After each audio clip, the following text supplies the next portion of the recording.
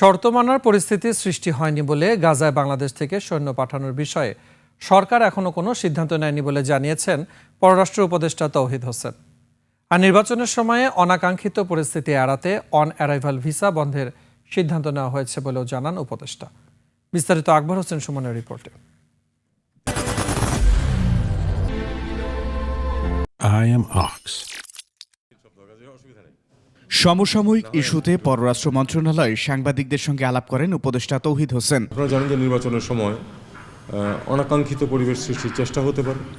অনেকেই যারা কাম্য না ঠিক তারা এসে হাজির হয়ে যেতে পারে। এই জন্য আমরা তো ভিসা বন্ধ করছি না, ভিসা নিয়ে আসুন, যে কেউ আসতে চান, যাদের পারপাস ঠিক থাকবে তাদেরকে আমরা আসতে দেবো, কিন্তু হুট করে কেউ হাজির হয়ে না যায় এই জন্য আর কি। গাজায় সেনাবাহিনী পাঠানোর সিদ্ধান্ত প্রসঙ্গে উপদেষ্টার বক্তব্য স্পষ্ট, যুদ্ধ করতে যাবে না বাংলাদেশ। যে তিনটি শর্তের কথা বলেছে, যে কোনো অবস্থাতেই কিন্তু আমরা এই পরিবেশ সৃষ্টি না হলে যাব না, আমরা ওখানে লড়াই করতে যাব না। এক, দুই, ওখানে আমরা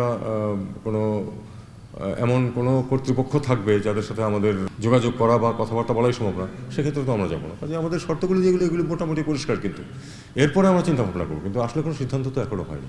মিয়ানমার সীমান্তে সংঘাত ও করণীয় বিষয়ে সরকারের অবস্থান তুলে ধরেন উপদেষ্টা। আমরা তো অফিসিয়ালি তাদের সাথে কমিউনিকেট অবশ্যই করি না, করতে পারিও না, কারণ নন স্টেট অ্যাক্টরের সাথে তো আমরা একটা স্টেট হিসাবে এটা আমরা করবো না।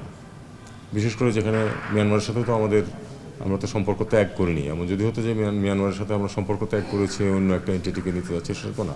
জাতীয় নির্বাচনে পোস্টাল ব্যালটের অপব্যবহার রোধের আহ্বান জানান উপদেষ্টা। রাজনীতি ক্ষেত্রে বিচরণ করেন তারা সবাই যে পারফেক্ট মানুষ তা তো না, কোনোখানেই পারফেক্ট মানুষ নেই। তো কেউ এটাকে মিসইউজ করার চেষ্টা করবে, এটা তো অবাক হওয়ার কিন্তু কিছু নেই। আমাদের চেষ্টা করতে হবে যেন মিসইউজ না হয়।